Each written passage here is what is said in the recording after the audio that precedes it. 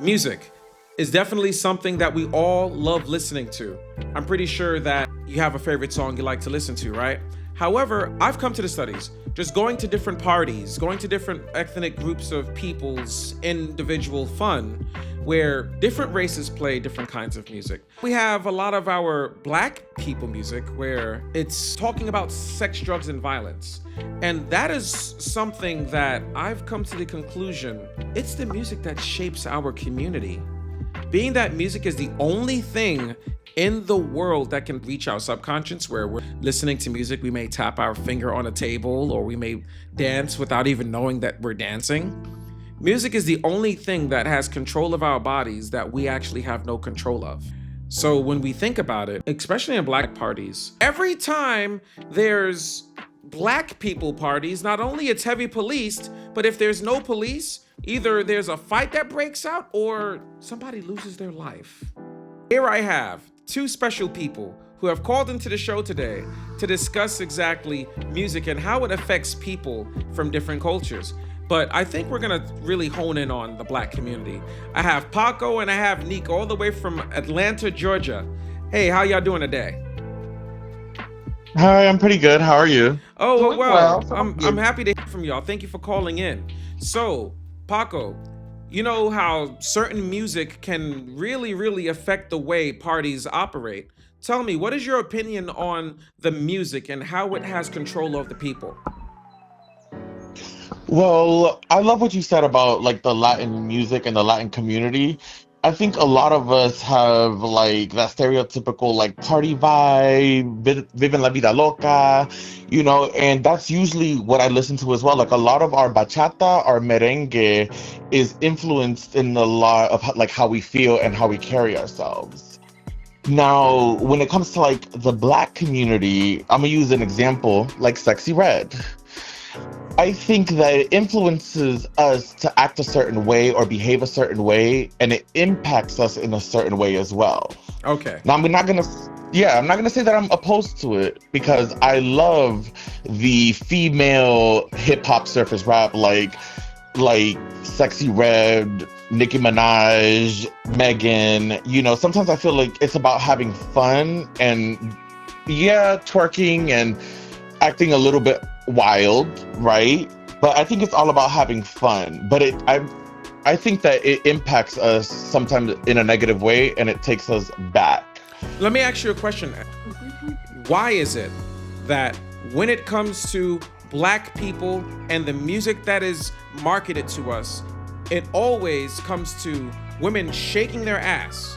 Whereas in the American Hispanic community, white people, you don't really see that. Why is that? So I can only speak on the Latin community Sure, and that's the fair. black community, right? That's fair. Go ahead. Um, when it comes to the Latin community, how we dance and how we, party and carry ourselves as far as like how women do, we see shaking ass as something provocative, Mm, as something that's not really classy. Like we focus on shaking our torsos and shaking our hips versus black people. I feel like we've been pushed into that lane of like that having a big butt is everything. Like we went from the doodoo brown to twerking to, just different styles of moving our butt. You know what I'm saying? And I think that people not only idolize having a big butt, but sexualize that as well. mm. And so as a community, I feel like they try to put that on us. And Sure. again, back to Sexy Red, it's almost like a plant to make sure that we stay in that bracket. Hmm, that's a good point, and they use a black woman to do just that. What about you, Neek? Exactly. What is your opinion, Neek, on the whole on music and how that has an effect on literally the community as a whole and how it can hone us from growth? Okay, so are we talking about like the ass shaking, like from Sexy Red, Cardi B, Nicki, and all of that? Absolutely. But the thing is just that everybody wants to demonize that. And mind you that I don't really like the booty shaking, the twerking and all of that. That's not how I grew up. That's not where I'm from. But Sure. I also do know that if you go back to our African culture, the thing is that if you go back to our African culture in Africa, we even like use those dances in sexual ways to find partners and things of that nature back in the days. Hmm. But what happens is that we brought that came over here, and what happens is that people over sexualized those certain parts of the black woman's body. And what happened was that the black woman has been over sexualized. So the only thing that she is good for, she's not good for her mind. She's not good for what she can bring. She's not good for the children that she bears. What she's good for is to be tantalizing, to be sexualized. And unfortunately, that's just something that came from that for me. That's what I've seen over the decades. Sure. Think about it. I just want to say this very quickly too, that it's not just black women, because we could talk about black men. A lot of the black men, when they hear music about drugs and violence, you know what I mean? It's about killing the homies, sell, whatever Molly's been popped, whatever blunt has been smoked, and it not only affects the adults, but it affects our kids. What do you think about that? How do you think the music affects the kids nowadays? Well, when it comes to like the male hip hop music, because even I do music, which is also like very surface, very like bad bitch, pretty. You know what I'm saying? We have a different like view. Like a lot of us are talking about being pretty, having the fattest ass, having big titties. It's almost like you're over sexualizing yourself and overselling yourself. But when it comes to male rap, it's about being gangsta, about having money, about, having sex with women and, doing all these illegal things. And sometimes I feel like it invokes violence and it invokes younger people to think that it's okay, or that, hey, my favorite rapper is acting like this or talking about this, and this is how I want to be. So it comes back to also idolizing. Absolutely. And then we think about it too, how a lot of our moms and dads who do not work in the black community, who are forced on public assistance because the government has definitely incentivized it, especially with single moms from the 1960s here on today, where the black mom may say, this is your role model. One thing we also need to take into consideration too is, yes, we're talking definitely strictly on the black community, because I've been to black people parties where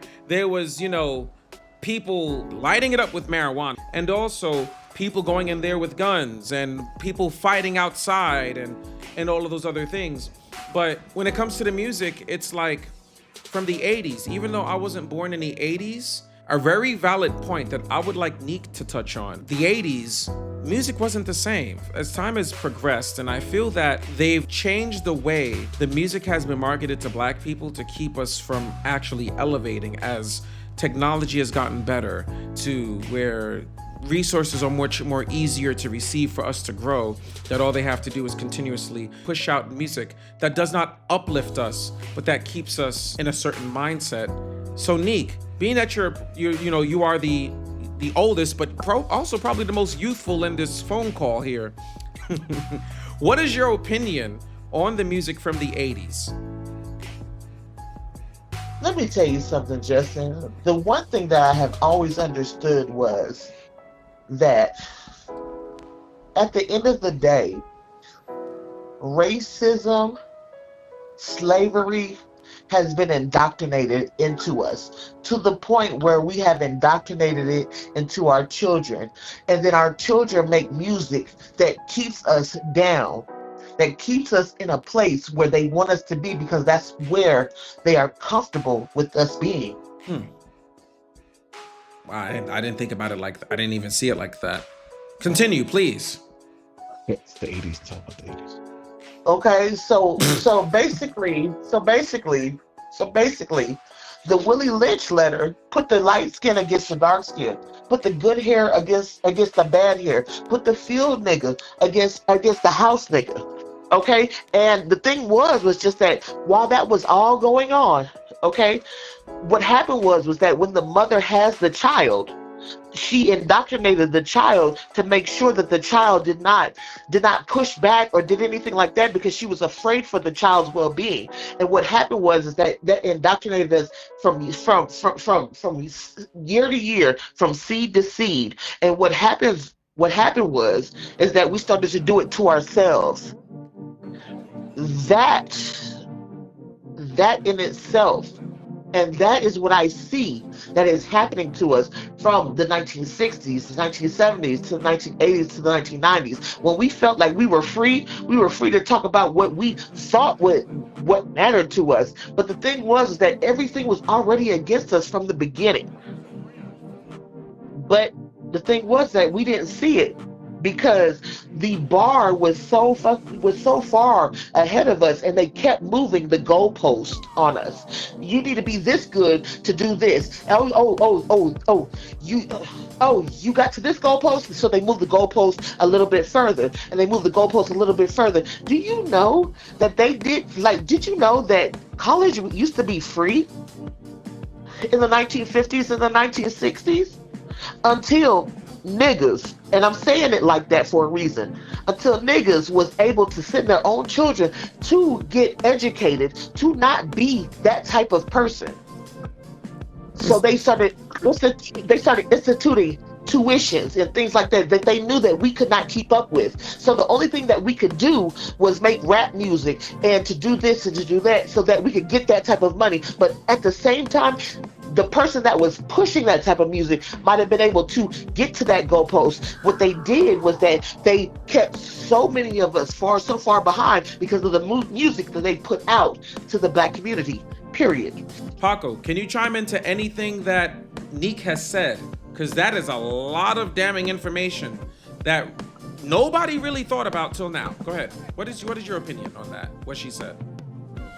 Well, I'm Afro Latino, so I'm black, but I grew up in a different culture, Sure. right? That's fair. So I can see what she's talking about. So even in like, let's say late 80s, 90s, I feel like rap and hip hop was used to educate us in a way, to tell us about our history, our ancestors, to root us, right? Okay. And then somehow along the way, we ended up going into mumble rap and just really surface stuff that I feel like the man has used to keep us in a certain bracket. So I feel like it continuously tried to like snowball into that. Like they would continue to talk about selling drugs and continue to talk about this to keep us in a certain mindset and keep us down, basically. Yep, that makes sense. You know, that's definitely understandable what you're saying, Paco, about different kinds of music and how they literally put this music out there to keep us in a certain mindset. I feel like it's the super wealthy elites that want that just have this bow of racism in them, that where they use black artists to promote music that sounds like this is the life that black people live, to basically obliterate the community as a whole. Where black people, I feel, are very bright. We can use our experiences and make something very positive out of those experiences and grow rapidly fast. But when we start growing and we start sharing these ideas amongst the community, people get jealous, people hate, and people kill because they don't want to see anybody go faster than them, which I really do think the overhead umbrella, all of that is the music. So I just find it obligatory to make sure that the black community knows that it is an absolute assassination on our integrity. Okay? Because the thing is just that even though black people are making this music, there are white contributors behind the scenes pushing the agenda. Do you understand what I'm saying? They're pushing the agenda. And the thing is just that if you don't know, you can't grow. Okay?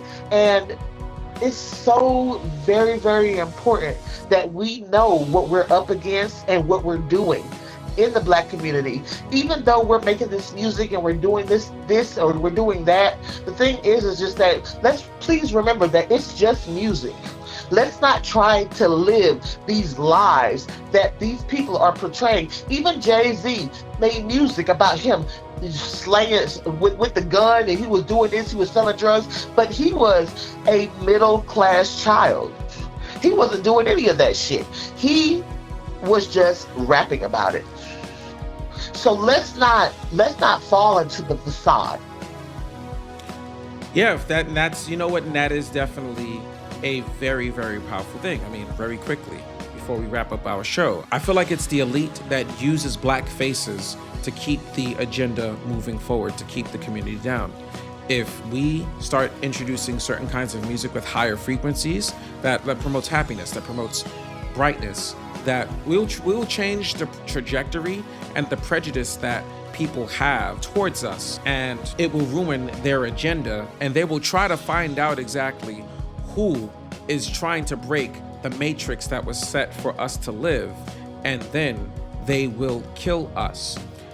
Us talking about this live right now is literally putting targets on our backs as Black and Hispanic people, because we are now woke, and everybody that is watching this is now has a better understanding of what is going on, and may even start changing the music that we listen to. And it is okay to say that you may be a Black man, but I don't support your music because that's not the kind of life that I live. That is not the kind of life I want my children to live. That is not the kind of life that I support any one of us living. Just because you've lived it, and we look at our surroundings and yeah, we see it looks like what's being portrayed in these music videos, does not necessarily mean we have to continue to live this way. So with that being said, ladies and gentlemen, Nique, Pako, what are your closing thoughts? Okay. My closing thought is I do believe that it is puppeteered. I do believe that it can be used as a tool to hold us down.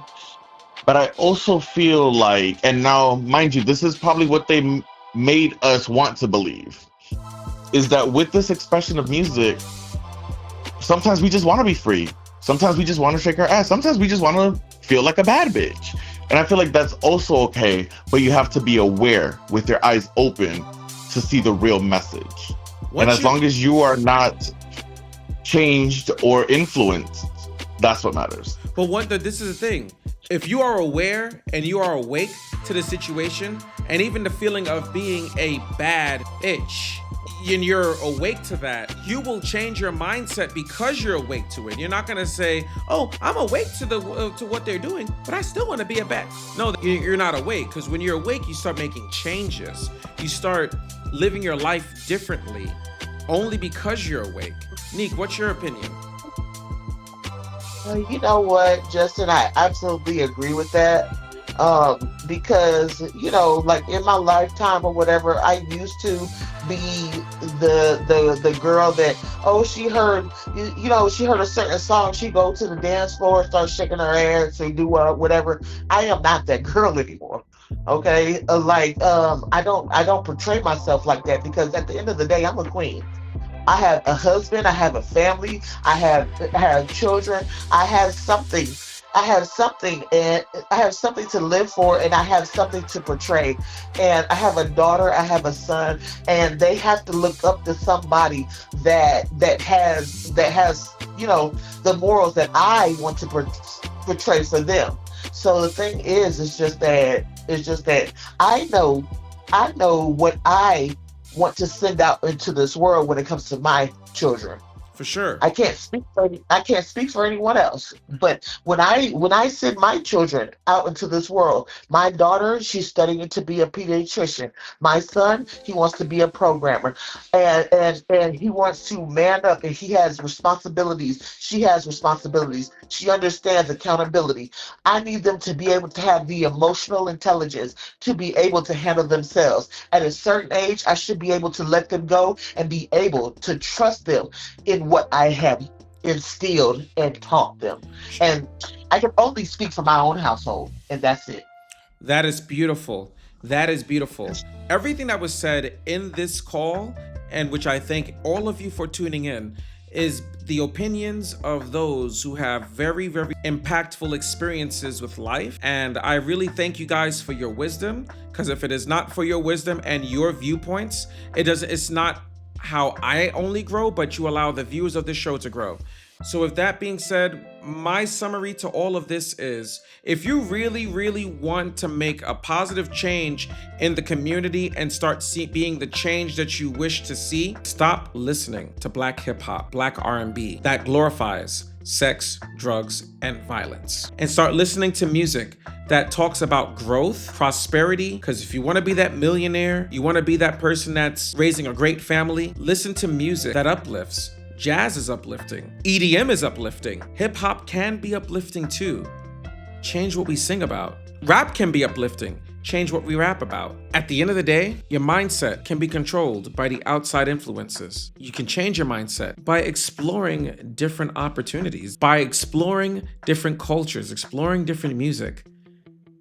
It is just crazy, for real, how our brains and our mindsets can be controlled by something called music.